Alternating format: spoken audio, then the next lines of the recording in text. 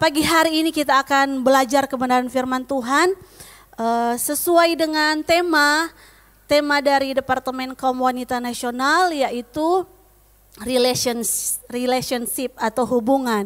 Jadi tahun ini Departemen Kaum Wanita Nasional GSCA memberikan tema tentang relationship. Ya, kita akan sama-sama belajar tentang firman Tuhan yang menjadi acuan ayat dari tema ini, yaitu di dalam 2 Petrus 3 ayat 18. Namun sebelum kita membaca kebenaran firman Tuhan, belum, jangan dulu ya.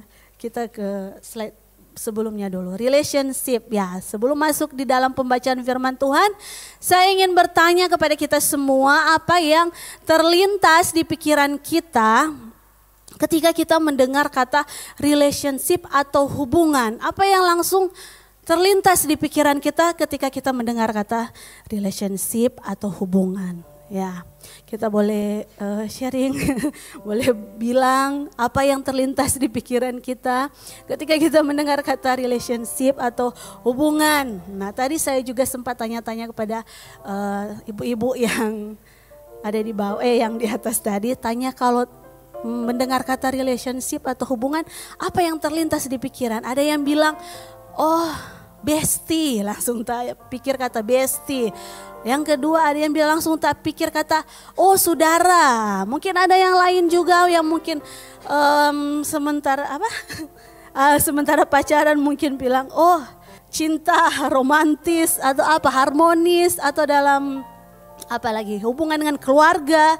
Ya beda-beda, semua memiliki pandangan masing-masing ketika terlintas di pikiran ketika mendengar kata relationship atau hubungan. Kata relationship ini mencakup berbagai jenis hubungan, baik hubungan dalam keluarga, teman, teman, rekan kerja, rekan pelayanan, atau hubungan tentunya dengan Tuhan sendiri. Intinya setiap hubungan itu harus diusahakan agar supaya terus bertumbuh, betul? Betul Bapak Ibu, jemaat yang dikasihi Tuhan. Tentu dalam hubungan, membangun suatu hubungan itu dibutuhkan usaha agar supaya hubungan itu semakin bertumbuh. Perlu ada usaha di situ. Hubungan tidak terjadi begitu saja, tidak otomatis terjadi begitu saja. Harus ada sesuatu yang kita usahakan di situ. Itu butuh usaha dan komitmen. Kunci supaya hubungan bertumbuh itu salah satu adalah komunikasi yang perlu kita bangun satu dengan yang lain, atau waktu bersama yang perlu kita luangkan untuk membangun hubungan satu dengan yang lainnya. Nah, ada satu quotes yang viral di TikTok ya. Ini filosofi kopi ya. Saya juga pernah dengar salah satu hamba Tuhan katakan filosofi kopi seperti ini. Katanya begini. Jangan marah kalau kopimu dingin. Karena ia pernah hangat tapi kau diamkan. Ya. Jadi itu ya menggambarkan hubungan ya. Jadi jangan marah kalau tehmu dingin. Karena dia pernah panas tapi kau diamkan ya. Ya hubungan juga itu perlu perlu diusahakan, dibangun. Jangan sampai dia jadi dingin. Iya, kira-kira seperti itu. Menggambarkan tentang hubungan ya satu dengan yang lain perlu diusahakan, ada usaha di situ. Nah, kembali ke firman Tuhan. Tema relationship ini, ayat yang menjadi acuan dari tema ini dalam 2 Petrus 3 ayat 18. Nah, ke slide selanjutnya firman Tuhan berkata 2 Petrus 3 ayat 18, mari kita baca bersama-sama. 2 Petrus 3 ayat 18, mari kita baca bersama-sama. 3, 2, 1. Tetapi bertumbuhlah dalam kasih karunia dan dalam pengenalan akan Tuhan dan Juru Selamat kita, Yesus Kristus. Baginya kemuliaan sekarang dan sampai selama-lamanya. Jadi dari ayat ini lebih menekankan tentang bagaimana kita membangun hubungan dengan Tuhan. Ya, dalam firman Allah yang hidup, dari terjemahan firman Allah yang hidup, ayat ini 2 Petrus 3 ayat 18 bilang seperti ini. Slide selanjutnya itu dalam terjemahan firman Allah yang hidup dikatakan begini. Tetapi tumbuhlah di dalam kekuatan rohani dan belajarlah untuk lebih mengenal Yesus. Jadi lebih ditekankan kita bertumbuh di dalam kekuatan rohani dan belajar untuk lebih mengenal Yesus Kristus Tuhan dan Juru Selamat kita. Bagi Dia segala kemuliaan dan kehormatan sekarang dan selama-lamanya. Jadi di garis bawahi di sini adalah tumbuhlah di dalam kekuatan rohani dan belajarlah untuk lebih mengenal Yesus Kristus. Jadi dari tema ini kita akan belajar sama-sama mengenai hubungan kita dengan Tuhan. Hubungan yang semakin dibangun, semakin erat dengan Tuhan. Dan dari tema relationship ini saya memberikan judul firman Tuhan pagi hari ini adalah semakin kenal, semakin dekat, semakin kuat. Mari kita sebutkan sama-sama, semakin kenal, semakin dekat, semakin kuat. Jadi pertama kita kenal, kita semakin dekat dan tentu akan menghasilkan hubungan yang kuat. Tentunya dengan Tuhan. Pertama kita akan belajar semakin kenal. Apa maksud dari semakin kenal? Semakin kenal di sini adalah kita belajar untuk lebih mengenal Yesus. Menerima Yesus sebagai Tuhan dan Juru Selamat baik. Tetapi tidak berhenti sampai di situ, kita tidak berhenti sampai hanya menerima Yesus, tetapi kita harus belajar untuk semakin mengenal pribadi Yesus itu sendiri. Amin. Setiap hari kita perlu membangun diri kita untuk terus membangun hubungan dengan Tuhan, semakin mengenal Tuhan, kenal siapa Tuhan yang kita sembah, kenal siapa Tuhan yang kita terima, kenal siapa Tuhan yang kita percayai, agar supaya apa? Agar supaya kita tidak kecewa tidak mengalami kekecewaan dalam kita menjalani hidup di dunia ini.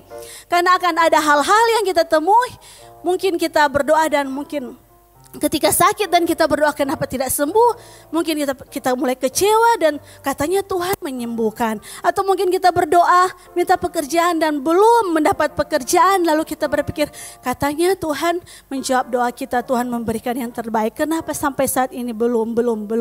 Nah, perlu kita mengenal dengan baik siapa Tuhan yang kita sembah, siapa Tuhan yang kita percayai, sehingga kita menjalani hidup di dunia ini kita tidak mengalami kekecewaan. Kita tidak kecewa dengan Tuhan yang kita sembah. Amin. Kita akan melihat kisah dari kisah Daniel. Dalam Daniel pasal 6. Kita tahu tuh kisah Daniel. Anak-anak sekolah minggu tahu kisah Daniel, bagaimana Daniel ada di gua singa. Saya akan baca ayat ini dalam Daniel pasal 6. Ya, kita lihat dulu kisah tentang Daniel berkaitan dengan semakin mengenal Tuhan. Saya bacakan dalam Daniel 6 ayat 11 dan 12. Demi didengar Daniel bahwa surat perintah itu telah dibuat, pergilah ia ke rumahnya. Dalam kamar atasnya ada tingkap-tingkap yang terbuka ke arah Yerusalem. 3 kali sehari ia berlutut berdoa serta memuji Allahnya seperti yang biasa dilakukannya. Ayat yang ke-12, lalu orang-orang itu bergegas-gegas masuk dan mendapati Daniel sedang berdoa dan bermohon kepada Allahnya. Jadi pada waktu itu, keadaan pada waktu itu, Daniel, orang-orang mencari kesalahan dari Daniel dan mereka ingin menjerumuskan Daniel. Mereka ingin memasukkan Daniel ke dalam gua singa. Tetapi ketika mendengar hal itu, yang pertama yang Daniel lakukan ialah dia berdoa seperti biasanya. Siapa di sini yang ketika mendengar sesuatu yang tidak mengenakan, yang menjerumuskan kehidupannya seperti Daniel, apakah yang akan kita lakukan? Daniel yang pertama dia lakukan adalah berdoa seperti biasa yang dia lakukan. Memang kalau kita jadi Daniel pasti kita takut dalam keadaan itu. Orang mau menjerumuskan, orang mau masukkan ke dalam gua singa, sahabat sunat aku. Jadi pada waktu itu pasti Daniel dalam keadaan dia, Tuhan bagaimana ini? Dia berdoa kepada Tuhan. Lalu orang itu bergegas-gegas masuk mendapati Daniel sedang berdoa dan bermohon kepada Allah. Jadi yang pertama Daniel lakukan, dia berdoa, dia bermohon kepada Allah. Tuhan, kalau boleh Tuhan, jangan sampai kita masuk di situ. Ya kira-kira begitu ya isi doanya Daniel. Kira-kira begitu dia berdoa kepada Tuhan. Tetapi apa yang terjadi? Apakah Tuhan Ya enggak jadi sih masuk dia dalam gua singa atau justru dia tetap masuk dalam gua singa.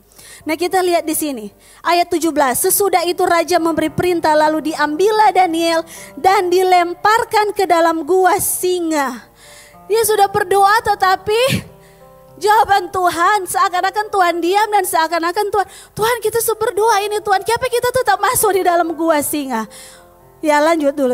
Berbicaralah raja kepada Daniel, Allahmu yang kau sembah dengan tekun, dialah kiranya yang melepaskan engkau. Ayat 20, pagi-pagi sekali ketika fajar menyingsing bangunlah raja dan pergi dengan buru-buru ke gua singa. Dan ketika ia sampai dekat gua itu, berserulah ia kepada Daniel dengan suara sayu. Berkatalah ia kepada Daniel, Daniel hamba Allah yang hidup, Allahmu yang kau sembah dengan tekun telah sanggupkah ia melepaskan engkau dari singa-singa itu? Ayat 22. Lalu kata Daniel kepada raja, ya raja, kekalah hidupmu.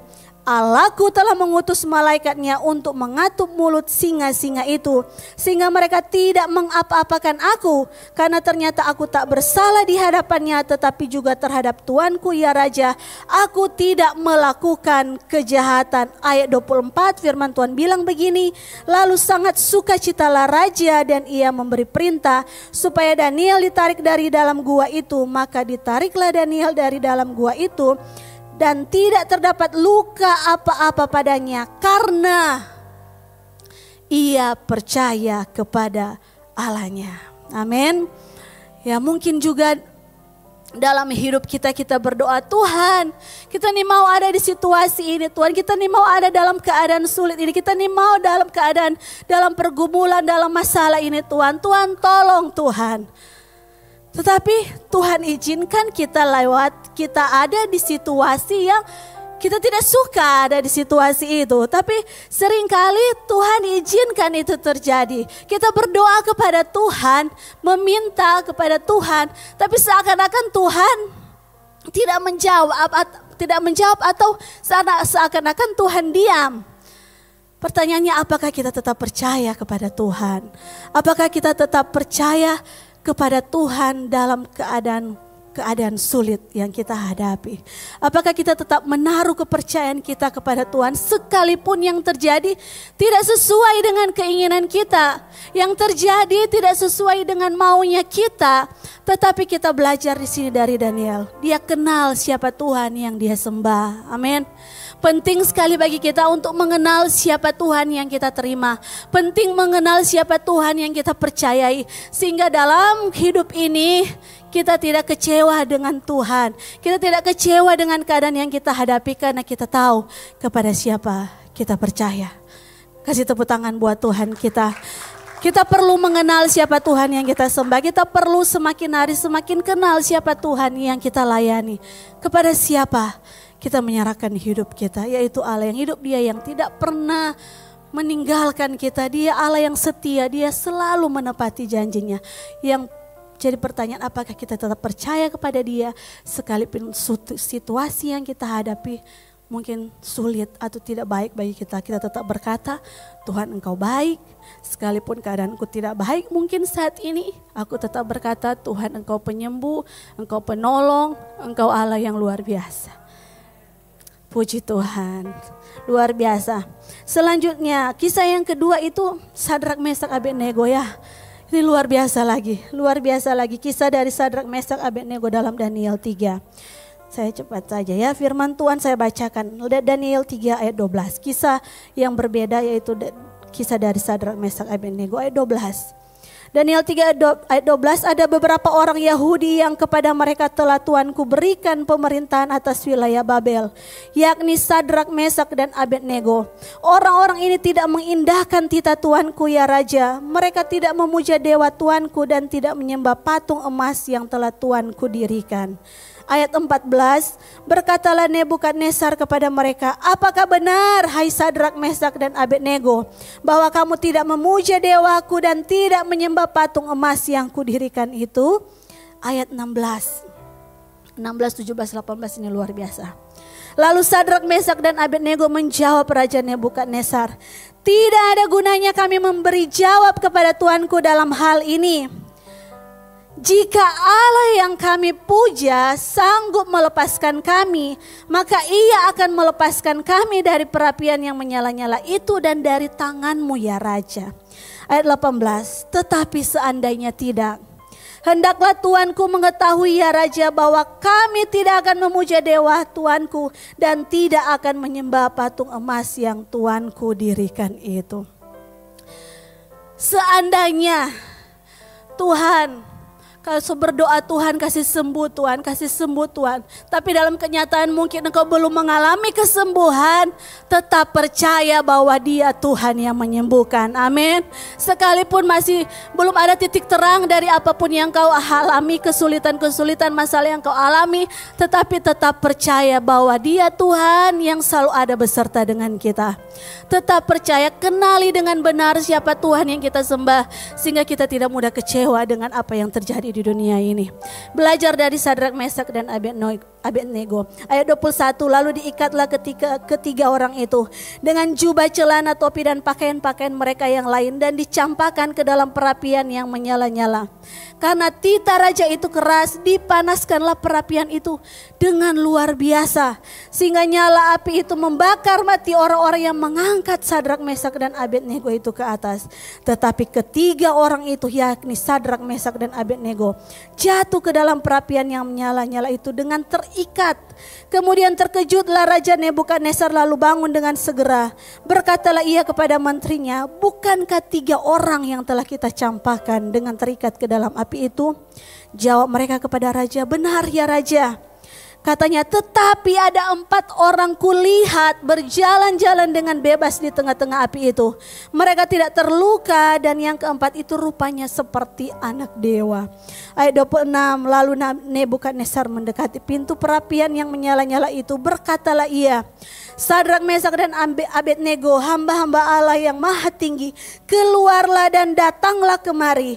Lalu keluarlah mereka. Ayat 28, firman Tuhan berkata, berkatalah Nebukadnezar, terpujilah Allahnya Sadrak, Mesak dan Abednego.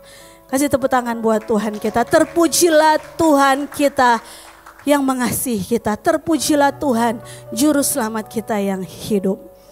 Justru ketika kita dalam kesulitan itulah, disitulah Tuhan menyatakan mujizatnya bagi kita. Pertanyaannya, apa kita tetap percaya kepadanya dalam situasi-situasi sulit itu? Apakah kita tetap menaruh keyakinan kita kepadanya?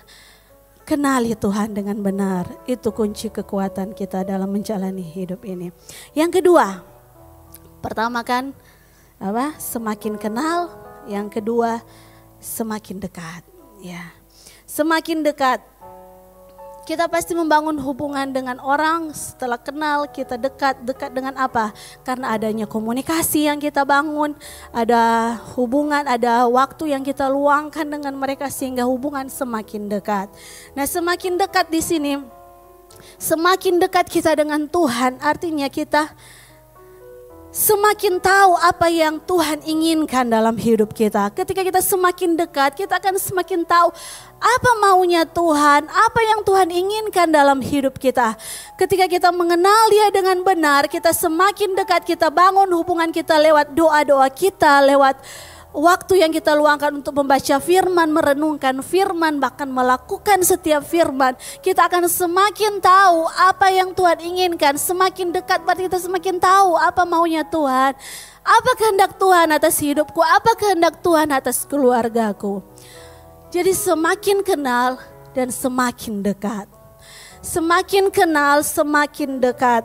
Belajar untuk semakin mengenalnya, semakin dekat dengan Dia. Membuat hidup kita ini mengalami perubahan ke arah yang lebih baik. Amin. Amin. Membuat hidup kita ini menjadi orang-orang yang mengalami perubahan ke arah yang lebih baik dari hari ke hari.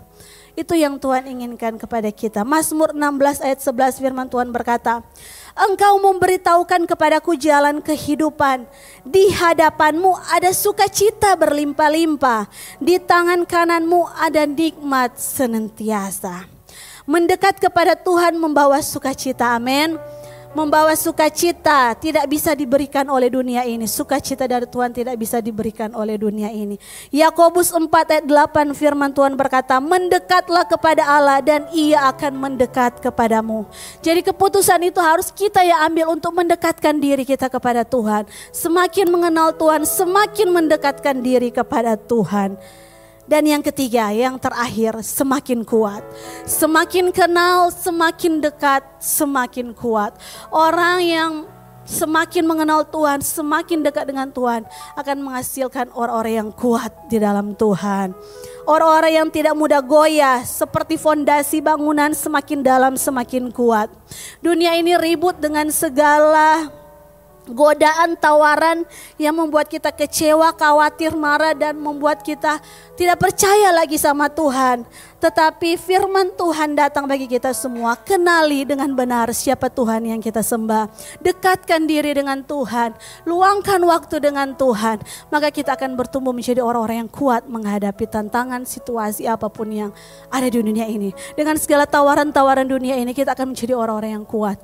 Karena kita tahu siapa yang kita sembah, siapa yang kita layani, yaitu Yesus Kristus Tuhan kita. Yesaya 4 ayat 1, 41 ayat 1. Jangan takut sebab aku menyertai engkau. Amin. Jangan bimbang sebab aku ini Allahmu. Aku akan meneguhkan, bahkan akan menolong engkau. Aku akan memegang engkau dengan tangan kananku yang membawa kemenangan. Tuhan berikan kekuatan, pertolongan sehingga kita tidak perlu takut menghadapi apapun yang terjadi dalam dunia ini. Mazmur 46 ayat 1 dan 2. Allah itu bagi kita tempat perlindungan dan kekuatan. Amin. Sebagai penolong dalam kesesakan sangat terbukti. Sebab itu kita tidak akan takut sekalipun bumi berubah, sekalipun gunung-gunung goncang di dalam laut. Tuhan perlindungan dan kekuatan kita. Puji Tuhan, luar biasa Tuhan kita. Bahkan dalam situasi yang mungkin paling menakutkan, dalam situasi yang sulit bagi kita, Tuhanlah perlindungan dan kekuatan kita. Roma 8 ayat 31, sebab itu apakah yang akan kita katakan tentang semuanya itu? Jika Allah di pihak kita, siapakah yang akan melawan kita? Dengan Tuhan di pihak kita, tidak ada kekuatan di dunia ini yang dapat mengalahkan atau mengguncangkan kita. Tuhan Yesus memberkati kita semua. Biarlah firman Tuhan pagi hari ini memberikan kekuatan, semangat yang baru bagi kita untuk kita menjalani hidup ini. Kenali Tuhan dengan benar. Kenali siapa yang kita sembah. Kenali siapa yang kita layani. Sebab Dialah Tuhan yang selalu ada beserta dengan kita. Dekat dengan Dia. Luangkan waktu secara pribadi dengan Dia. Dalam berdoa, dalam membaca firman supaya kita bertemu menjadi orang-orang yang kuat menghadapi dunia ini.